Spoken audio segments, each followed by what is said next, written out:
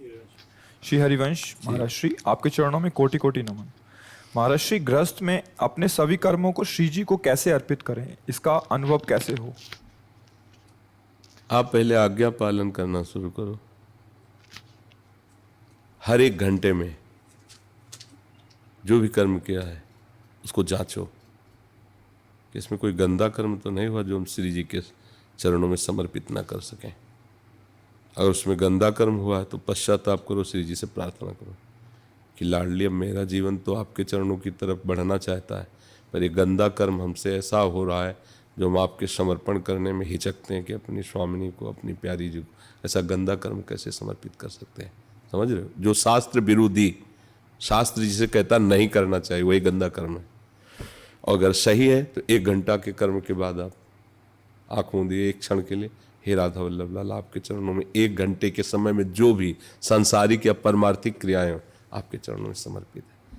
शयन करने जा रहे हैं, शयन से लेकर जागृत तक 6 घंटा सोए, जगने के बाद हे प्रभु, इस नींद में जो भी स्वप्न आदि अवस्थाएं हुई, ये नींद आपके चरणों का स्मरण करते हुए हुई, इसलिए ये नींद के 6 घंटा आपके चरणों में समर्पित करते हैं।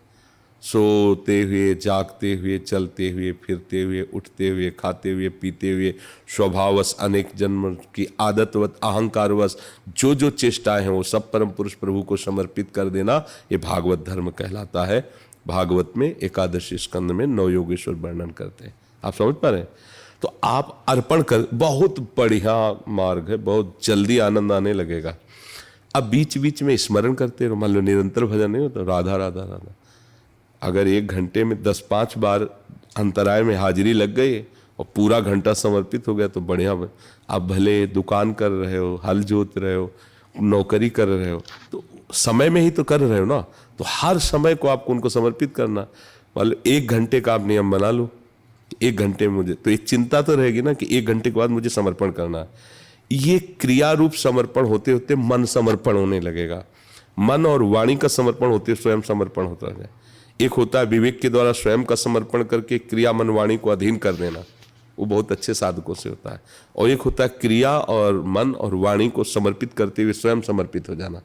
तो ये होता है जैसे फंसे हुए लोग हैं, तो क्रियाओं में फंसे हैं, वाणी में फंसे, मन में फंसे हैं, तो धीरे से इनको, तो ये जहाँ जाएंगे वहीं मैं अपने आप को देखता हूँ।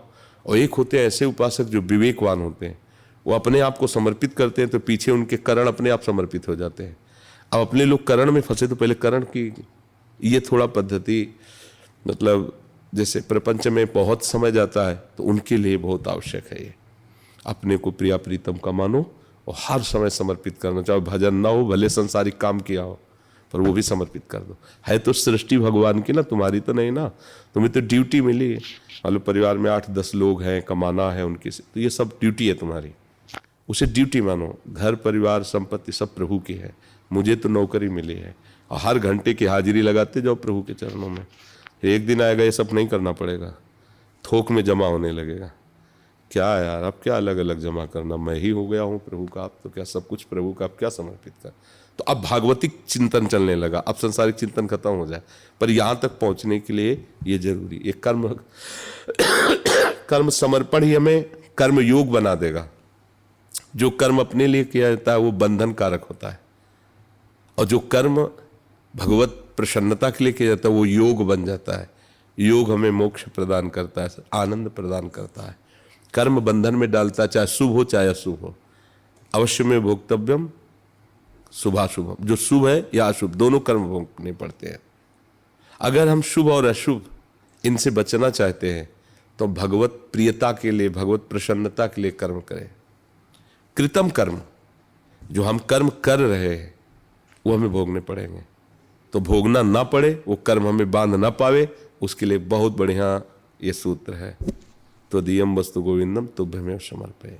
ये शरीर आपके द्वारा दिया हुआ, बल आपके द्वारा दिया हुआ, पदार्थ आपके द्वारा दिया हुआ, आपके लिए ही चेष्टा कर रहा हूँ, क्योंकि परिवार आपका है, गृहस्थी धर्म में आपने हमें रखा है। तो हे नाथ, एक एक चेष्टा आपके चरणों में समर्पित है। आप जब कृपा करो, जैसे कृपा करो कि हमें संसार राग से हटा के अखंड चिंतन, अनन्य भजन में लगा दो, आ जाएगा। पर ये लंबे समय तक, ये नहीं कि महीना 2 महीना। अभी इन्होंने बताया कि एक माई कह रही थी कि महाराज जी कह रहे थे राधा राधा जपो तो खूब सब व्यवस्था हो जाएगी, धन संपत्ति आ जाएगी। तो हमारे पास तो आई नहीं। तो उन्होंने पूछा कितने दिन से जप रहे? बोले लगभग 2 महीना से। यद्यपि वो बहुत धनी हो गई है, राधा नाम धन कुछ न कुछ तो एकत्रित हो गया, वो लोक परलोक सब जगह काम आए, पर ऐसे चाहो कि हम राधा नाम जपे करोड़ की चेक आ गए, ये ऐसे प्राकृतिक बात थोड़ी है। जपते रहो अनंत जन्मों के अशुभों का नाश होते होते जब, ये लौकिक व्यवस्था कोई राधा नाम का फल थोड़ी है। प्रभु अधीन हो जाते हैं राधा नाम जापक के। और जब हमने तन मन प्राण प्रभु को समर्पित कर दिया तो अब वो जैसा चाहे वैसा रखे, हमारी मांग क्या होनी चाहिए। पर चलता रहे धीरे, छोड़े ना, नाम छोड़े ना, तो धीरे धीरे सब समझ में आ जाएगा।